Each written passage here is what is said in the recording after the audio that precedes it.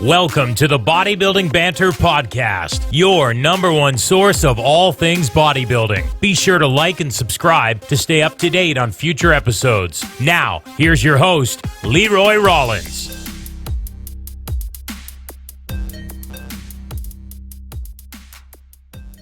All right, people, welcome to the podcast. If you don't know who this man is, this is George Osborne. I'm sure a lot of you do. He's got a pretty good YouTube presence coming up. Instagram, obviously, runs his own coaching business. So the man's out there in the world. So for those that don't know you, my friend, introduce yourself and we'll dive on in. So first of all, thank you for always having me on. It's a pleasure to be on a podcast. I love doing this stuff. If you call me a full-time online coach right now, part-time YouTuber, we can call it that. And competitive bodybuilder, we'll call it that for now. And a bit of an, I guess, influencer. I hate using that word, but technically I am, which is quite strange, but we'll go with that. I've been training now for 5 years, going into 6 years totally. I started back in, what was it, I don't know what year it was, 2014 I think was the first time I stepped into the gym, and it was just arm days on those particular days. Just loved an arm day, weekend sort of thing. Yeah. And eventually I kind of progressed that to, all right, I'll start training legs, because I used to play football. You probably call it soccer over there, but I used to play football a fair chunk when I was younger, so I thought, you know what, let's not bother doing that, because I already play football and I don't want to take away from that aspect of things. Sure. And I just train arms or just a little bit upper body. And then I kind of gave up the football route because I knew that I wasn't going to be professional, and I always like constant progression. And I just kind of felt I was just going backwards whilst playing sports, and I weren't really going to where I wanted to be. So then we dived into more into bodybuilding, and obviously with bodybuilding, there's always constant progress regardless of what you do, whether that's, you know, in the gym, whether that's dieting, whether that's gaining weight, whatever it might be. So I just fell in love with it from there, and then really took it when I went to university, really took it to the next level, focusing a lot on that. And then when I finished university in 2018, graduated, I did personal training and fitness management. I was like, right, I'm going to make 2019 the year for me to compete, because I was a little bit 50-50 about it. Yeah. And then last year competed. I did 4 shows in total. I didn't win a show, which was annoying. I was very, very close to winning the show. And I had 3 second places, 3 second places, 1 third place. So I was very, very close with all of that. And I competed in the lightweights. But first I competed in the juniors, because I'm only 20. I was 22 at the time. And then I thought, you know what, I was going up against people who were way bigger than me. I was on stage at 145 pounds, I'm only 5'6". Yeah. And these individuals were like 165, close to 170. And I was like, I can bring in as much condition as I want, but I'm never going to beat these people in size, you know. Yeah. And obviously we'll probably dive into contest prep, but I dug quite hard to make sure I stand out from a condition standpoint, and sort of went backwards after a while. Then I went into the lightweights, where the cut-off in the UK is 152 pounds as a lightweight. Yep. So I made sure that, right, okay, if I can come in a little bit fuller towards the end of the shows, maybe a bit higher in the 140s, then I might have a better chance. And I did do better in the lightweights than I did the juniors last year. So, and now I'm pushed up 30 pounds in my off season to about 175 pounds. And that's the highest I've got. And now I'm just like 4 weeks into a mini cut, and I'm just down 10 pounds. So, right on. That's pretty much me right now. What was your kind of big influences early on in bodybuilding? Like, what took you from playing football to all of a sudden bodybuilding? Like, were you always interested? Like, did you always know about, you know, Dorian and Arnold and stuff, or was it just come on to you out of nowhere? I did know about Arnold because I used to watch, my favourite film of all time was Terminator 2. And he used to be like a big man in that. Like, for me, I was like, wow, that's incredible. Yeah. Believe it or not, when I was younger, I used to watch a lot of WWE to like the age of like 15, 16. That's the same. I can echo that story exactly. You saw John Cena and Batista, and you're like, okay, I like that. My two favourites were Batista was my all-time favourite, and Brock Lesnar. Yep. When Batista used to go on the turnbuckle and do like a most muscular, yeah, and I was like, wow, that is huge. And then yep. all of a sudden I saw like Bobby Lashley come into it. He had these huge traps, masters. He'd do the master lock. He had these lovely arms, and I was thinking, wow. I want to be like that. And now I look at them and I think, actually, they're not that big. They look bigger when I was younger. They're not as big as what I thought they would be, because they used to lie about the height and the size, weighing 350 pounds, when in reality they weren't like that, and they weren't 6'7" or whatever. Yeah. They're like 6'2", and I was just so fascinated with it. And I've always been quite like sporty in that regard. So I thought, right, you know what, let's try the gym. We used to obviously have to do it part of like playing football and things like that, because I did play football at a decent level. So we did have time where I was in the gym doing strength training and stuff like that. And I really fell in love with it from there, really. Yeah. WWE was the biggest influence. It's funny you mentioned that. I remember about them lying about their weight and stuff, and it's not that impressive. I remember getting a John Cena DVD, and it was like a documentary, and there was a section in it about his training, and I remember, I still can see it. He chest pressed 140s, pair of dumbbells, and I was 13, 14 at the time, 140 pounds myself, and I was like, whoa. Now, like, I'm not that far off in the off season, so it's just amazing how, when you're young and you're just looking at these godlike people in your eyes, and then you get a little bit older and you're like, nah, you're all right. Yeah, 100%. And I don't watch WWE anymore. It's gone so backwards. Just terrible. Same as what I still watch the old stuff on YouTube, but I don't watch any of the latest stuff. It's just not good anymore. Yeah, I still get the because I still like the WWE Facebook page, so they'll always have like throwbacks, and it'll be like Brock Lesnar's debut, and I always watch it.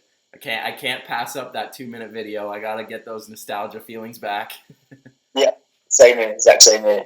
So let's go into 2019 then. So for those that don't know, George worked with AJ Morris, a pretty well-known coach in your area. Definitely a popular coach, and now around the world he's starting to get his name out, which is awesome. So did you guys know each other beforehand for a long time, or did you just reach out because you knew he knew his stuff?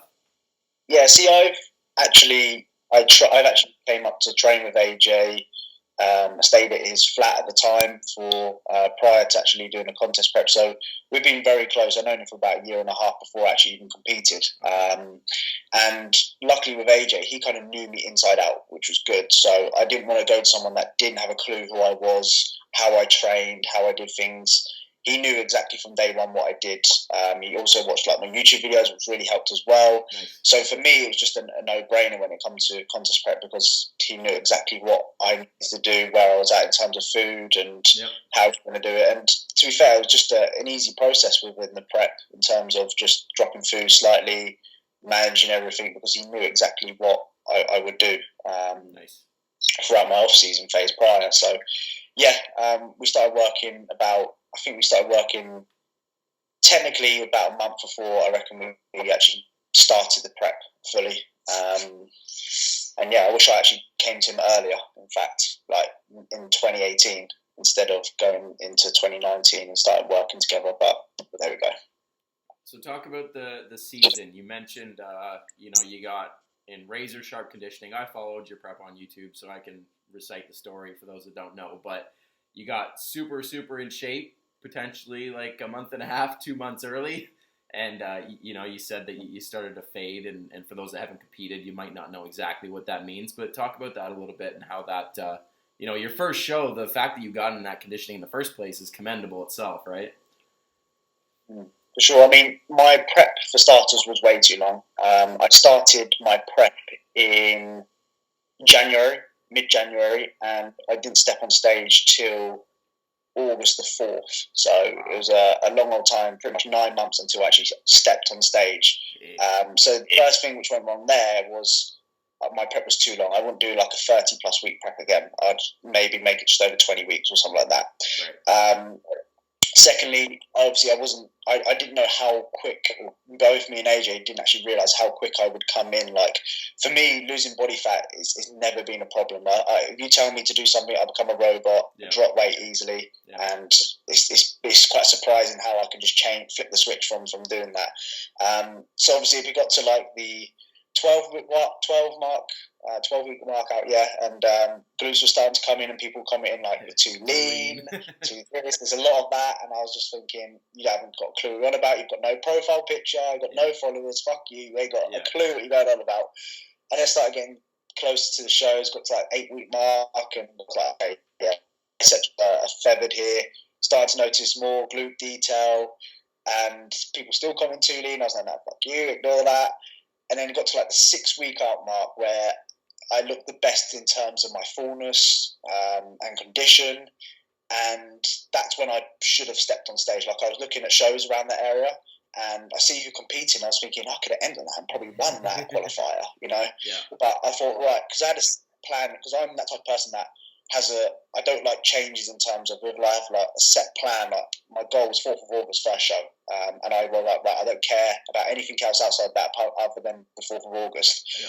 So got round to like the 4th of August, and I mean, yes, my condition was good, but I was just a lot smaller than what I was 6 weeks before. Like, I just lost that fullness. Yeah. My glutes I had more lines in my glutes, which was great, but one thing I struggled to deal with in that phase was to actually understand that you need a balance of the both, of condition and fullness. Yep. And I was just too focused on condition. I wanted to be leaner. I wanted to be just better in that aspect. And over a period of time, it just slowly starts to fade, as you already probably know.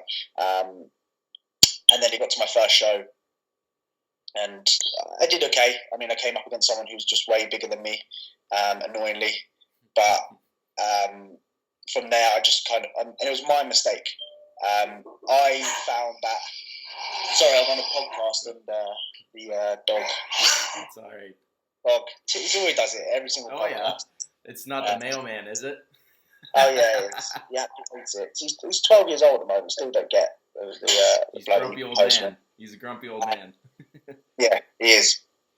But what I was saying was, I got to the first show, and I came up on someone who's much bigger than me, and I was thinking, I'm going to try and beat him on condition, and that it just didn't happen. Like, he just beat me just with overall size. Mm-hmm. And my mindset, and it was wrong for me, I just kept doing more and more and more.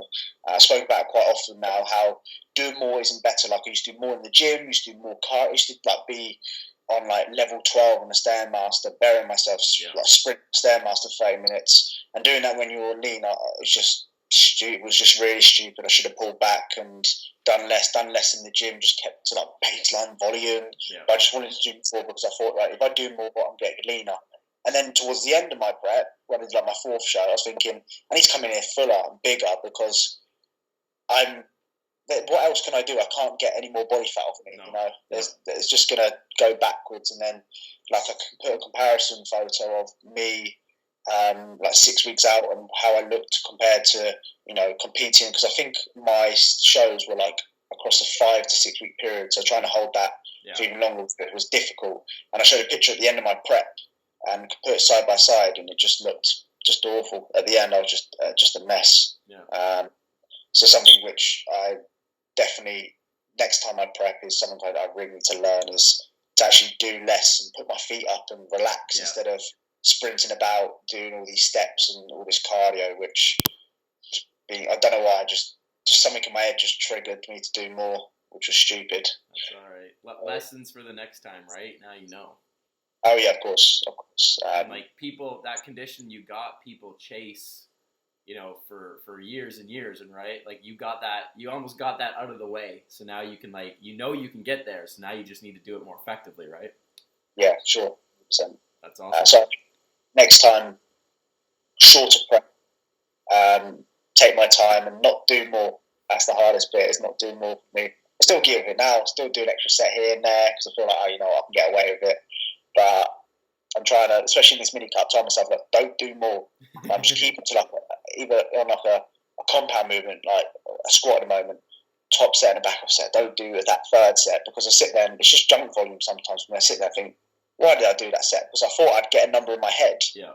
And I never got that number. I was like 4 reps shy of the number that I wanted, and I thought, right, that's just a waste of time then. Yeah, it's always not do that. It's always those sets too, where you rack the bar and you're like, fuck, my knee kind of hurts, or like, oh, my lower back's a little achy. But had you stuck to those 2 sets, you would be totally fine. The rest of the session just shit. Yeah. So, what was the rationale for doing the 30+ weeks? Like, was that something you guys talked about just because you didn't know how fast you were going to respond?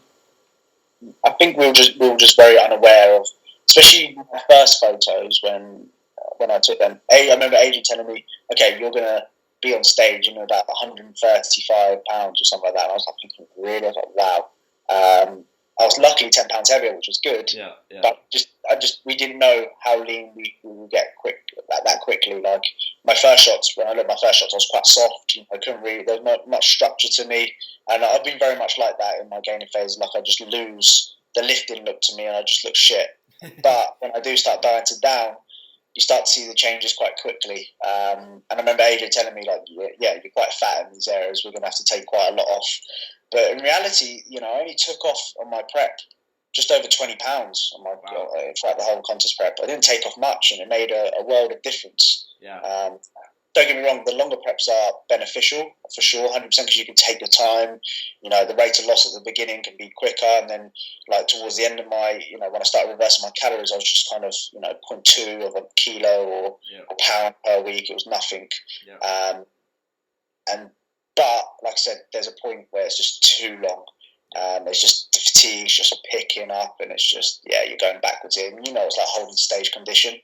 Like as soon as I started gaining a little bit of body fat post show, just my body just went into this recovery mode of just me looking shit. Yeah. I've gained like 5 pounds in body weight, and I look awful. I look like I gained 20. Yeah. It's ridiculous. So, lesson learned in that regard. Right on. Good stuff. Okay, so let's get into an interesting topic, something that I always love to chat about because it's something that I think people like to badger us natural athletes about because they like to just poke fun at it. So, you were going to go enhance, correct me if I'm wrong, potentially the end of this year, correct? That was kind of the original game plan? Yeah. So, for those that don't follow your YouTube channel, you changed your mind. You're not doing that now. So let's go from the top. What's the driving factor in wanting to go enhanced? Always wanting more. Like last year taught me quite a lot in terms of competing, and I was quite arrogant and quite horrible towards the natural bodybuilding after I competed. I was like, I don't want to do this. Like for everything I did, I wanted more out of it. I thought I could get more out of it, and I thought, right, okay, next year I want to take down that route of just wanting, because I don't get me wrong, I don't. When I look at natural bodybuilding, I love it. I love the commitment a lot of people have to do to get into contest prep, obviously without having no assistance. But my overall goal, like physique wise, isn't the same size as a natural bodybuilder. As bad as that sounds, I want to be the biggest version as I possibly can. So that was a driving factor for me last year as well. I looked at myself on stage, and what it's like in the off-season you feel, wow, I've gained loads of muscle here.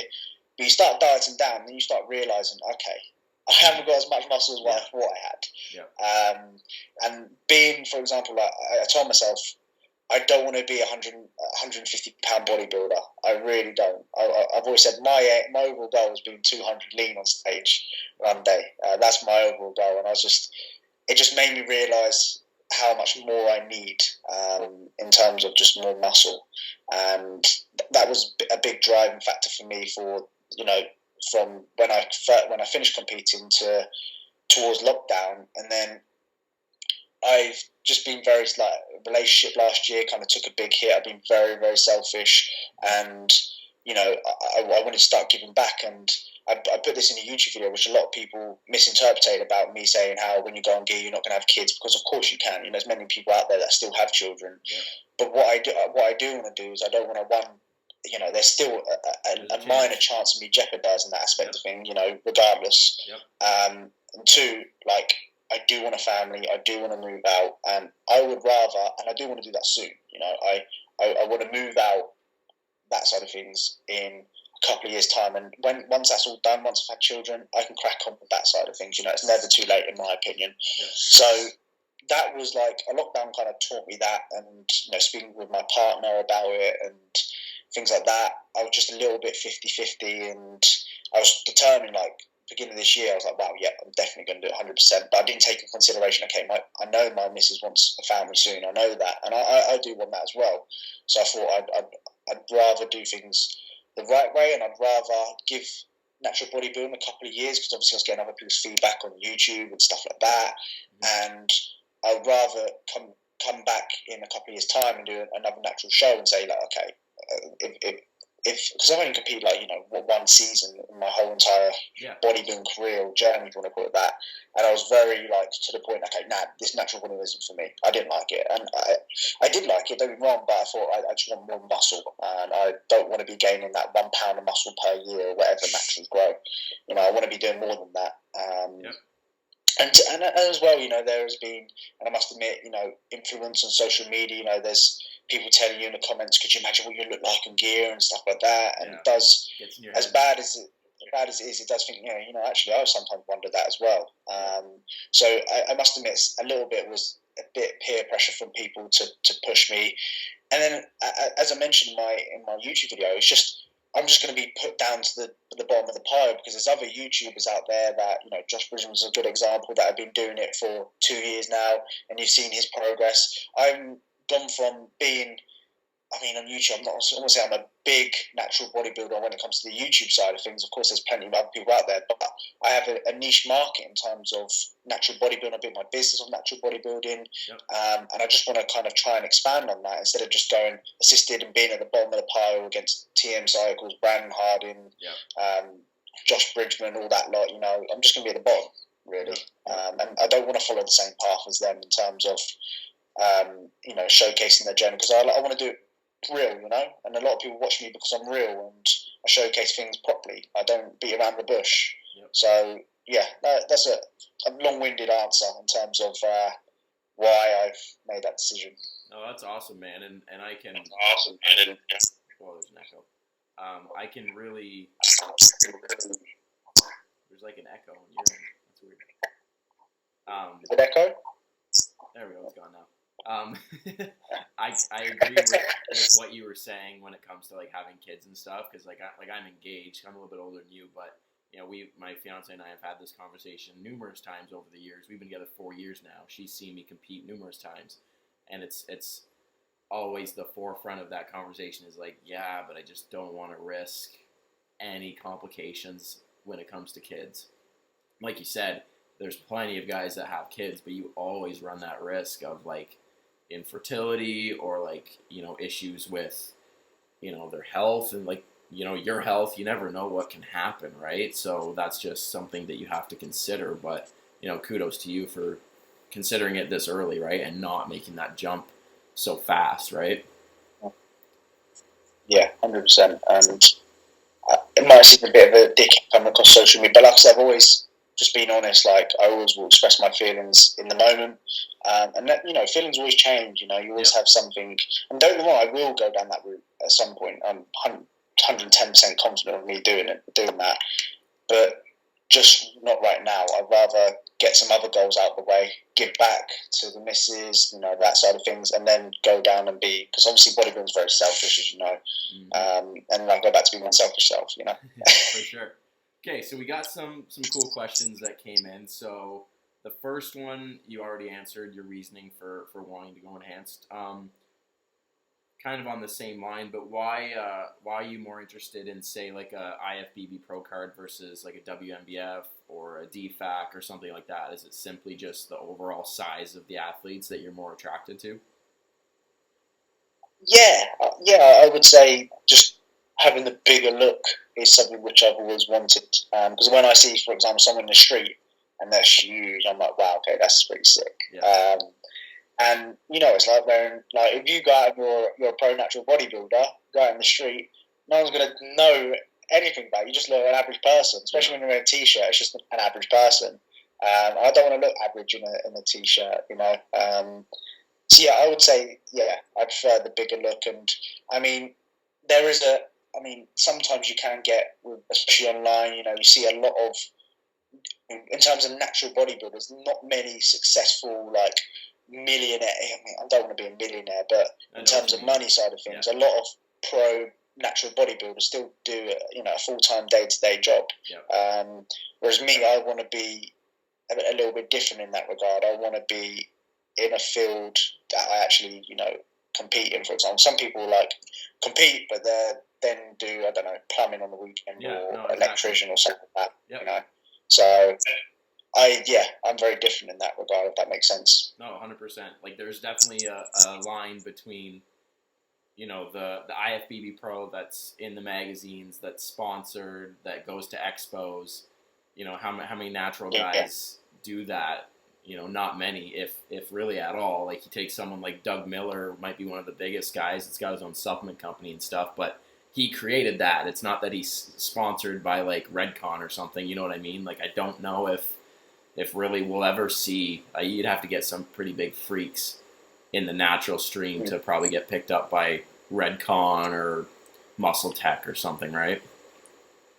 And who knows, maybe AJ with his, trained by just supplement sponsorship now, he might change the game. That might change the game. That might actually make realize other, companies to actually look more into natural bodybuilders. Let's be honest, none of the top companies, do they ever sponsor a natural bodybuilder? Not that I know of, And sometimes I feel like it's down to, especially now, you have to have an Instagram, you have to be posting content. You do. And a lot of, for example, the top natural pros, none of them do that. They're quite old-fashioned in that regard. They don't post, for example, let's say David Kay over here. He's something which he's a fantastic, phenomenal physique. Doug Miller, a little, he does post, but sometimes it's just, I don't look into it as much, and it doesn't get that much engagement. Brian Whitaker, never hear from them ever. No. At all. Doesn't even have an Instagram, that side of things. Whereas a lot of companies like to look into that. Like, for example, James Holland said he posts 3 times a day on his Instagram. His stories are consistent every single day, and people like that type of stuff. Yeah. I just don't see that as much in natural bodybuilding. I don't know why. No, it'll be interesting to see the generation coming up now. You take yourself and AJ and me, Thorburn, everybody that posts so much. If that, in a few years' time, if a lot of us make an impact in the natural stream, if it does draw some eyes, because we are so present on social media, because you're right, the generation before us, they don't. They kind of like the old school, stay in hiding for your entire prep and then step on stage and wow people. But people like, to see the prep. You can attest to that. People love those videos every day, every other day. Update. 100%. Everyone loves a story. Yeah. Nobody showcases it, and I want to be a person that does showcase the reality of natural bodybuilding, even if it's for a prep, an off season. You are going to look shit when you push body weight up. You're not going to have this. When you're assisted and you gain body weight, you look you look broad, you look big, you still look full, you look soft, you look ugly in from a natural. And I just want to try and showcase that in the best way I possibly can and keep it real. But you will make progress. And awesome. That's my thought process there, really. Next question: how did AJ handle the initial conversation when you brought it up to him? Did he know that when you guys first started together? Did you kind of spring it on him after the shows? I think he was a little bit. I think he was definitely aware post-show, because, like I said, I was quite negative towards me competing and natural bodybuilding in general. I didn't give it a bad name at all, but I kind of was just quite negative towards the overall look and stuff like that. So I think he was kind of aware, and I did speak to him about it and he was just fully supportive. He just said, look, just have a think about it, and mentioned about a few others that have gone down that route and what he would recommend and who he would advise me to. So he was fully supportive in that regard. And when I did tell him I wasn't going to go assisted at the end of this year, he was over the moon. He was like, mate, I'm fucking happy about that. Because obviously he would be with natural bodybuilding. For sure. But no, he kind of... I like to, especially someone who I'm close to, I like to get a second perspective, because there's so many people on Instagram that I wouldn't know, and they'll go, you made a wrong decision here, but they don't know me. And AJ knows me quite well, and he said, look, you gave natural bodybuilding, he was a little bit degrading of the natural bodybuilding last year. So just give it another chance, and you will improve, and you know what to do next time. And that kind of reassured me ever so slightly with that. So and on that same line, your girlfriend and parents, their reactions. I think you've done. I remember seeing a video with your parents, and they were like, but if he wants to do what he wants to do, like, is that kind of the mindset? Yeah, I think they'll always be supportive either way when it comes to that side of things. I think the missus is happy. I haven't spoken to her about her. I think she watched my video, so she already knows. But yeah, we've discussed our future, and for me, like I said, right now, it's just the smartest option for me to do, and kind of get that done and dusted and crack on, because, like I said, I don't want to be in a situation where if she's the one or not. I know that she is, and I want my first marriage to be my only marriage. I don't want to have to remarry and all that shit. I don't want to have to see my kids on the weekend or anything. So yeah, I just want to get that done and dusted, and then take the next step where I go in terms of bodybuilding. I'm only 23, it's not like I'm 45. That's right. You got a lot of time. I'll go nowhere. There's still plenty of time. Some people, for example, I don't know, Ronnie Coleman, apparently didn't touch gear till he was like 30 or something like that, which is ridiculous. So, you never know. You never know. For sure. When you're, this is kind of interesting. So you being kind of around guys like AJ, Keefe, Jack Pied, like all the guys over there that are doing well naturally. What separated you from them? And you're like, they're doing so good, but I don't want to do that. Like, what was kind of going through your head when you're around those type of people? Do you mean in terms of like training, or in terms of them as people? Yeah, that's kind of a vague question, but like they're all committed to the natural game from what we can tell. Anyways, obviously that can change, but when you see them, what made you go, that's cool, but I want to do this? I just think, for me, it's just the love of for me, I don't follow, as bad as it sounds, I don't follow that many natural bodybuilders on social media. Yep. I follow the bigger guys, the more assisted, because that impresses me more than the natural physique. And because the natural side of things is very progress each year. Yes, you can make progress, but it's not crazy amounts. Let's be honest. It's not going to be oh my god, you look completely different. I think for me that it's not negative, but I don't like short term I like. Okay, I'm going to make a difference here. Yeah, I'm quite a type of person. If I'm going to do something, I'm going to do it all the way. And I was like that in 2019 prep. I took it all the way. I wouldn't give up. I wouldn't have a meal plan or anything like that. I'm very committed to what I do. So yeah. If I do something, I'm going all the way, or I'm going to try to go all the way anyway. Yeah, well, that makes sense. The last one, man. You've kind of answered it, but staying natural as of right now isn't in the cards. The plan is always to eventually make the jump. Yeah. Yes, eventually. But for now, I would like to do another season naturally. Like 2022, I think I would next step on stage. I wouldn't do it next year because obviously I don't know what's going to happen with. Either this year's going to be really quiet in terms of competitors, and next year's going to be really, really busy. Yeah. I don't want to be a part of that, because I knew last year some of the lineups and some of the people coming through now are just crazy, genetically blessed and look very good. And I think I need to give myself more time, if I'm honest. But I would like to do another season, and I would like to do some sort of redemption series of where I'd just be happy to win a qualifier, because I was so close last year, very, very close to winning it. And I want to make sure next time I do win it, so I can say, yep, I've done that, I've completed it almost. Yep. So yeah, that's kind of that, if that makes sense. No, 100%.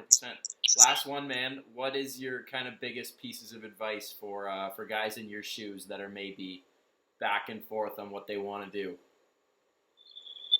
Oh, I would just sit down, think of the bigger picture, think about everything in terms of, like, do you want a family?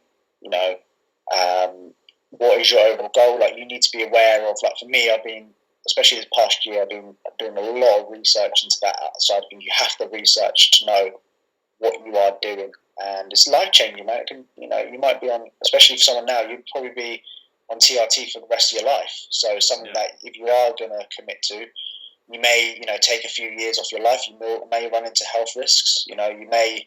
It's something, you know, like for me, I'd rather. I've said the same before. I'd rather live for 70 years than 90 years in myself. I'd rather live like a tiger. I always used to say, I live like a tiger for 70 years than Anne that does nothing for 90 years. You know, I'm that type of person.